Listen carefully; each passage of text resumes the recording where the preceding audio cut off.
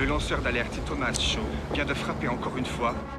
Nos agents seront démasqués, des années de travail de renseignement passent à la trappe.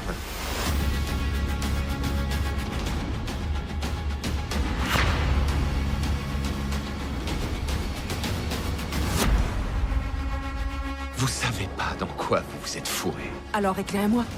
I play a character called Daniel Miller, who is a CIA operative. He is sent into Berlin Station to the CIA offices in Berlin to uncover the leaks of a whistleblower called Thomas Shaw, who is threatening to fracture the status quo of not just the institution in Berlin, but potentially to sort of create a rift between American-German relations.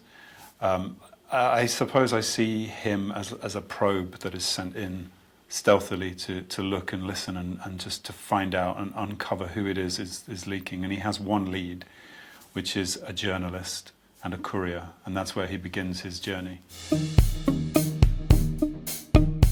I would say with Berlin Station that it's not as patriotic as you would expect. It's not about really Americans championing and policing the world.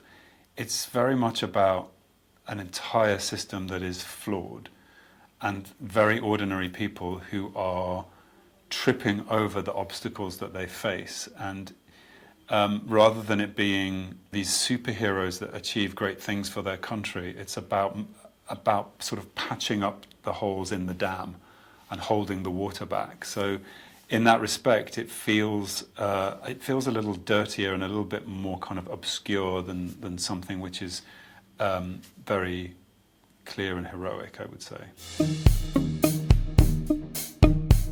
The CIA is really only ever a reflection of the administration that it serves, and that identity changes according to who's the president. And when we began our series, Obama was the president, and then as we went into our second series, Trump is the president. And of course, the nature of the CIA changes according to what's required of them. And I think that's probably going to be the most interesting aspect of a third season, is how do these operatives work when they feel that they're not supported, or that, you know, because they have their own personal agenda, but at the same time they have to serve their government, which that's their job. But how do you remove yourself from out of the way of that? I read as many different biographies and accounts of ex-CIA people that I could. I spoke to a gentleman called Bob Bayer, who was an ex-CIA. He was our advisor for the show.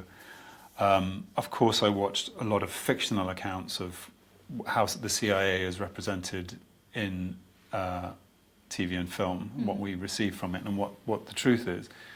And I also am interested in and sort of follow and read about Edward Snowden and Julian Assange. So I was interested in the NSA as well, because I feel like the CIA uses the NSA as a tool to achieve what they need, but at the same time there's a line that they're crossing all the time. So these were all the kind of sources of information to create a character.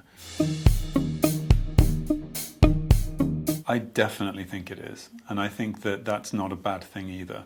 I think it creates much more of a balance, and you know, the fact is Europe has, and we did pull from very many resources in terms of casting and locations, and I think it makes you realize that Europe isn't really one nation. It's many, many different cultures that all have individual agendas and personalities, and that's crucial to an American side observing and trying to find an accord with a kind of United States of Europe. That doesn't exist, but and neither does the United States of America really. Each person from each different part of America comes with a different set of rules for themselves, and I think, yeah, I mean, I think it's become very clear that America is quite a divided nation, and each person that comes to this to work for the CIA somehow has to choose where they sit politically. Pourquoi vous me suiviez? J'aime savoir à qui je dois me mesurer. Fais bien attention, Daniel. Attention à quoi? À Berlin.